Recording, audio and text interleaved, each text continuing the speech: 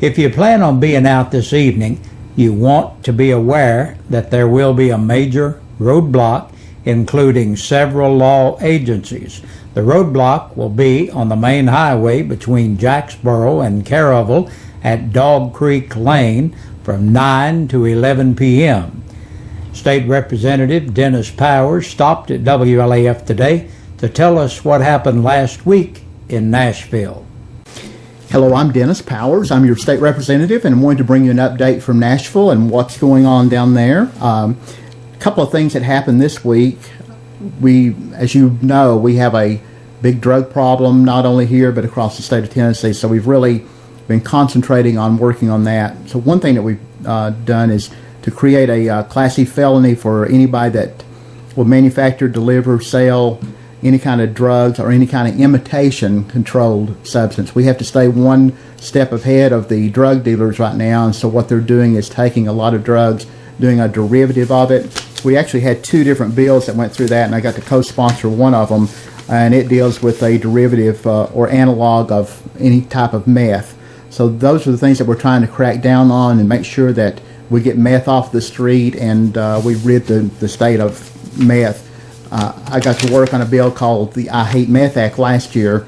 So a lot of these things that are coming up now that they're trying to avoid getting around meth and the production of it. So we're trying to focus in on that. Another thing we dealt with in education was that we've had a problem with a lot of places that when someone had an event or graduation, then they were not allowed to say a prayer. So we went back through and wrote a law that would allow them without any repercussion that they could actually use their constitutional right to say a prayer if they wanted to at graduation. If they were a guest speaker anywhere and wanted to say a prayer, then they'll be able to do that because we feel like they have a constitutional right to do that. It's not infringing upon anybody's liberties, but only allowing them to exercise their First Amendment right. One other thing that we dealt with on the Education Committee this week was we wrote a bill that will not allow homosexuality to be taught in K through 8. We've had a lot of problems with materials coming in, the ACLU trying to get materials in, and other organizations that have brought that in through other states. We already know 5 states where this is being done with these books and materials, so we have tried to go back and ban that from the classroom. We just don't think K through 8 is a good place to be doing that, to be talking about homosexuality, and 95% in a recent poll agreed with us, so that's what we're going to do. And I know there's been a lot of controversy over that, but I'm proud to be on the side that says that we shouldn't be teaching that in K through 8. By the way, next week too is we're going to wrap up our session, and it'll be the earliest that in anyone's memory. I think they're going back and trying to find out if anyone has ever ended the session in April, and I don't think they have. But by doing that, we're going to save the taxpayers hundreds of thousands of dollars, and that's what we were sent there to do. We were sent there to run a more effective, efficient government, and by the leadership of Beth Harwell and Governor Haslam and Lieutenant Governor Ron Ramsey, we've been able to do that.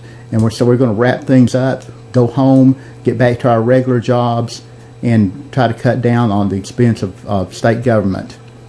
And with that, I want to say I'm honored and grateful to be your state representative. And I won't get to talk to you next week because we're going to be running through the end of the week, but I hope to come back and do a final wrap-up sometime in May. Thank you.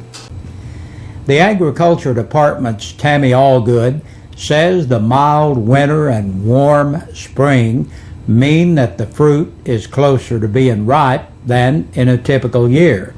Allgood also says that it has increased sugar levels, which make it more cold tolerant. Allgood also says that growers are used to close calls and are set up to react to cold weather. At a place of the Hart Farms in Pioneer, the owner told WLAF that the strawberries are ripe now. Strawberry lovers can find the directory of strawberry patches and farmers markets at www.picktn.products.org. The Campbell County Special Education Department is going to be conducting a preschool screening April 23rd, 24th, and 27th from 9 a.m. until 2 p.m. at the La Follette Recreation Center. For information or to make an appointment, call 566-1433. And it's senior night for the Cougars baseball at Brown Archer Field. The Orange and Blue take on Cumberland Gap in a 6 p.m. start. David Graham and Greg Brackett have all the action of Campbell County High School and the Panthers on 1450 WLAF. Fulton defeated the Cougars Thursday night at Knoxville by a final of 12-5. And that's the news for this Friday. Stay tuned for the press release from the Sheriff's Department coming up. And taking a look at the Campbell County Sheriff's Department's press release, we find that there are 12 people booked into the jail in the past 24 hours.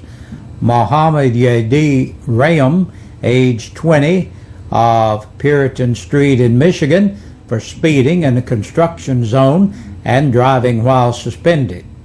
24-year-old Christopher W. Dendo of Highway 297 in Pioneer for violation of probation. 26-year-old Patrick Lynn Henderson of East Hemlock Street, La Follette, meth for resale, felony introduction of contraband into a penal facility, aggravated burglary, disorderly conduct, and assault on a police officer. Marcia L. Hill, 37, of Michael Avenue in Jacksboro, for possession of a Schedule II controlled substance, felony possession of drug paraphernalia. Lowell W. Ladd, age 30, of Chapel View Drive, La Follette, for DUI, failure to carry a license, and violation of the light law. 50-year-old James Walter Lawson of Cove Street, Jacksboro, for violation of probation. Marcus Allen Nash, age 30, of South 8th Street, La Follette, for domestic assault.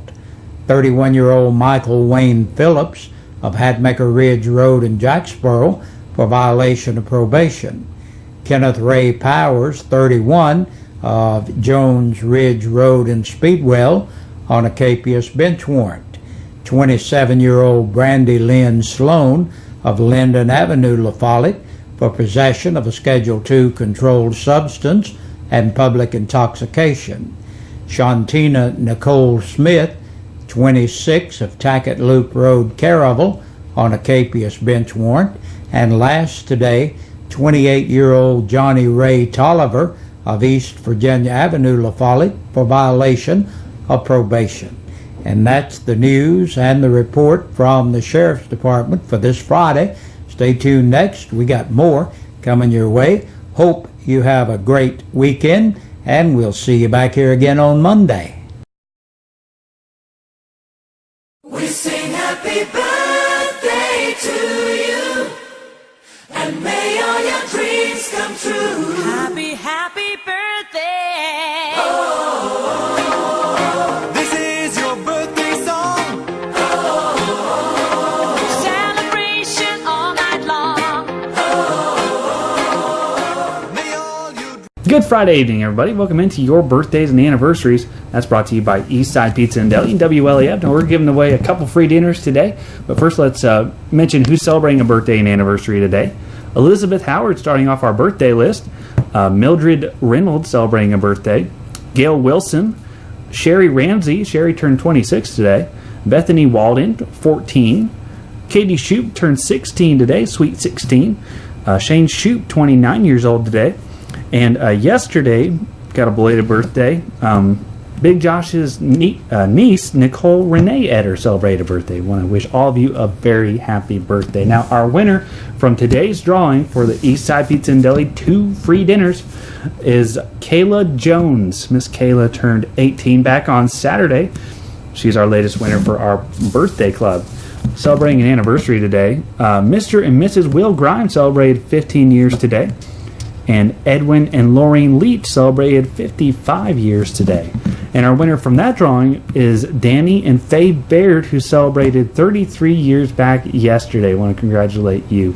Now, we got another drawing coming up next Friday. You can go ahead and get a jump on that by calling me at 562-1450, 566-1450, or 562-3557. You can fax in your information to 562-5764, or you can email WLAF@bellsouth.net, and that'll get you qualified for a chance at winning next week's 2 free dinners from Eastside Pizza and Deli. And that does it for our birthdays and anniversaries for this week. I'll see you back here Monday, and stay tuned. Your news continues.